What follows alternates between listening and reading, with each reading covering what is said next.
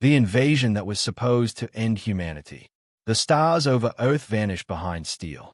The Imperial 17th Conquest fleet arrived in silence, blotting out constellations with city-sized dreadnoughts and swarms of smaller craft.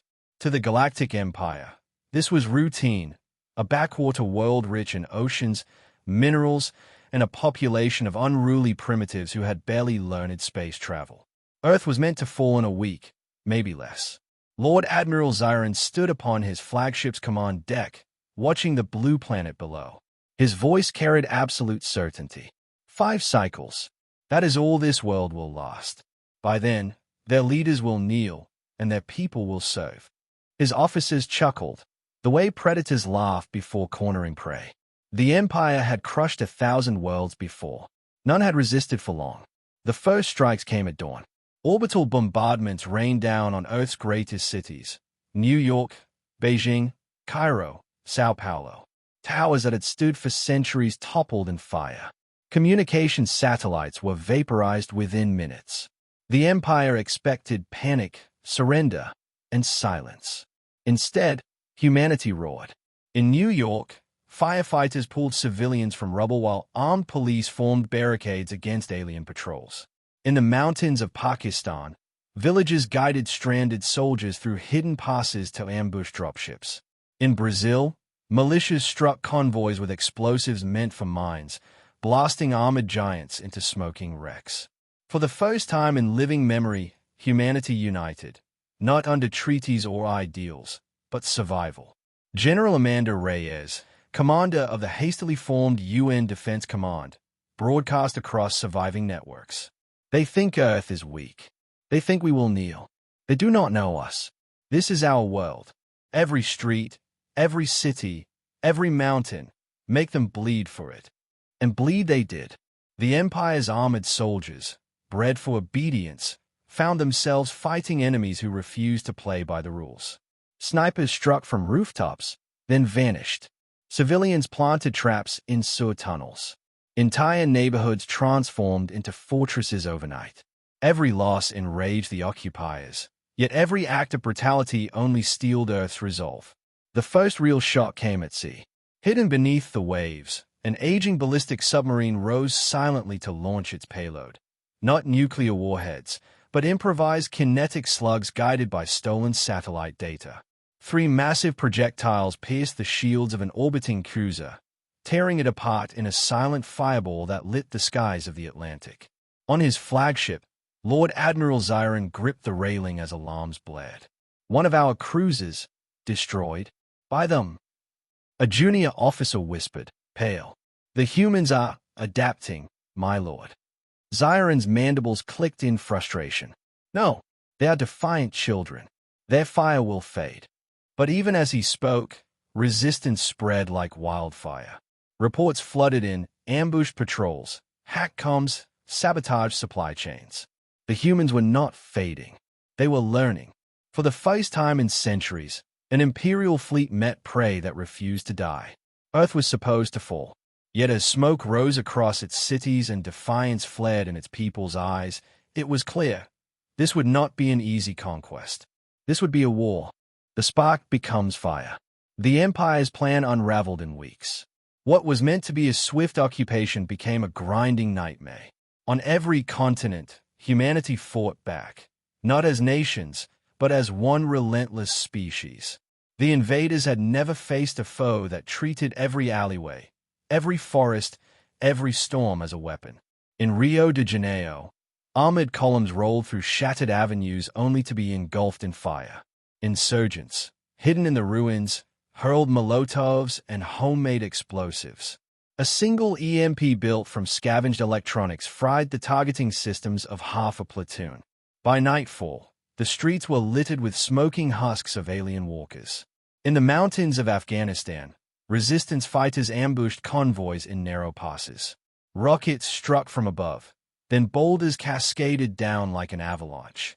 When Imperial reinforcements finally clawed their way uphill, they found only silence, fighters gone, leaving behind wreckage and death. The oceans turned against the occupiers as well. Old diesel submarines, considered obsolete by human standards, became ghostly predators. Surfacing in storms, they launched torpedoes against dropships and vanished beneath the waves before retaliation could come. But the true weapon was not machinery. It was will. Sergeant Malik Khan became the symbol of that defiance. Captured during the battle for Karachi, he was paraded before alien cameras, expected to beg. Instead, blooded and bruised, he stared into the lens and spoke. "If I kneel, my children will stand in chains. So I stand." The broadcast, meant as imperial propaganda, backfired spectacularly. Within hours, his words spread across hidden networks and whispered radios. In every language, in every corner of Earth, they became a rallying cry. The Empire responded with fury. Lord Admiral Ziran ordered entire districts leveled. Cities like Lagos and Manila burned as retribution. But instead of breaking spirits, it welded humanity together. Former rivals who once clashed over politics or borders now shared weapons, supplies, and intelligence. The United Nations, once fractured, became the Terran Defense Accord, a true wartime alliance. Even hackers joined the front lines. A collective calling themselves Phantom Net infiltrated Imperial comms, sowing chaos. Supply drops landed in deserts instead of battlefields. Patrols were redirected into ambushes by their own navigation systems. One by one, the occupiers began to fear the dark, the noise, the silence, because anywhere could be a trap. The first major turning point came in orbit. Using stolen access codes, Phantom Net hijacked 3 Imperial transports mid-flight. Instead of returning them, Resistance fighters overrode controls and sent them crashing into an orbital dockyard above Africa.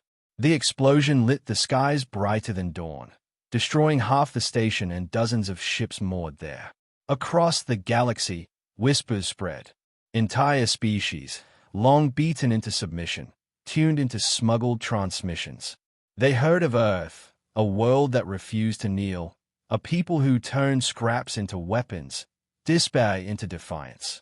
The Empire wanted Earth crushed quickly, erased from history. Instead, Earth had become a legend. And legends were dangerous things. Humanity strikes back. The first Imperial soldiers to set foot on Earth had mocked its crude weapons. Months later, those same weapons, reshaped, reimagined, were tearing their empire apart. In hidden bunkers beneath Geneva, salvaged alien rifles lay in pieces across steel tables. Human engineers, soldiers, and scientists worked side by side, adapting technology they barely understood. Fusion cells were rewired to power railguns. Shield emitters, once the pride of Imperial armor, were repurposed into city defenses. Dr. Li Wen, a physicist turned weapons designer, summed it up best. They have centuries of refinement. We have desperation. Desperation is faster. Soon, prototypes rolled out, human-alien hybrids. Tanks mounted plasma cannons alongside machine guns. Jet fighters carried missiles guided by hacked alien targeting systems.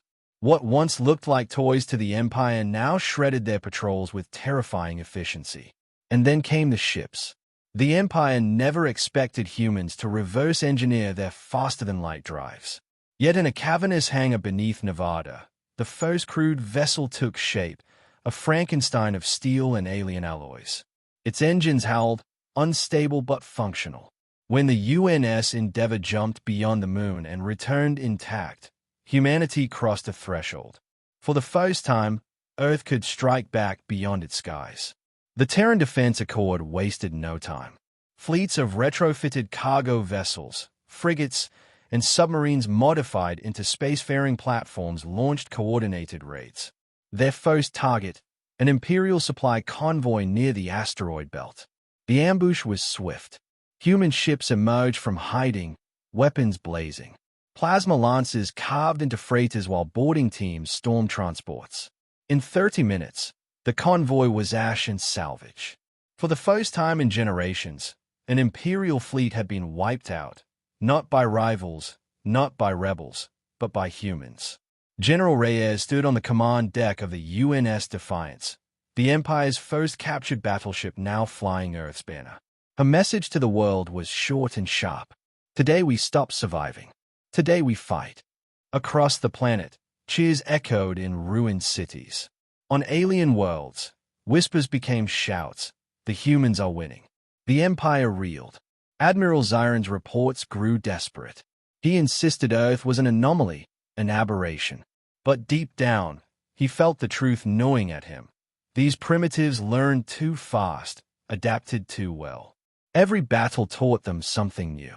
Resistance spread like wildfire. On Mars, miners rose against their overseers, supplied with smuggled human weapons. On distant colonies, slaves sabotaged garrisons, inspired by Earth's defiance. The galaxy's balance of fear began to shift. By the time Earth's hybrid fleet conducted its first raid on an outpost beyond the solar system, the impossible had become undeniable. Humanity was no longer prey. They were predators, hunting the hunters. The fall of the Empire. The galaxy trembled. What began as whispers had become a storm. From the slave pits of Korath to the mining colonies of Taldrin, the name of Earth spread like fire. The world that defied the Empire, the species that refused to kneel.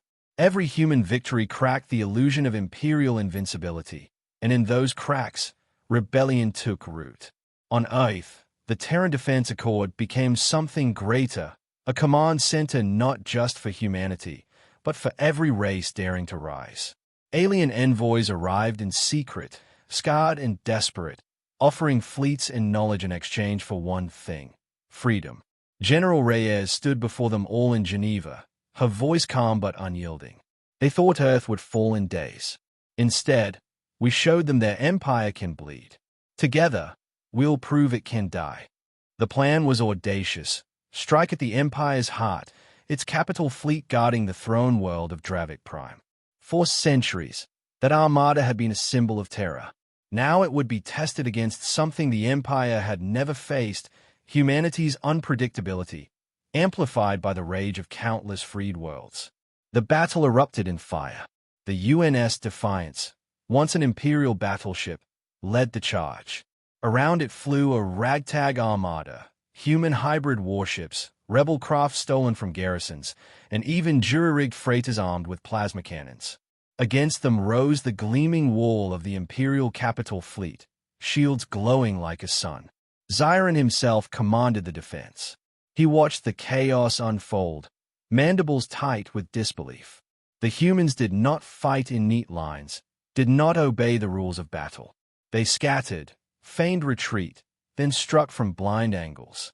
They used asteroids as cover, detonated mines where no mines should be, even hacked comms mid-fight so Imperial cruisers fired on each other. It was madness. It was war the Empire had never learned to fight.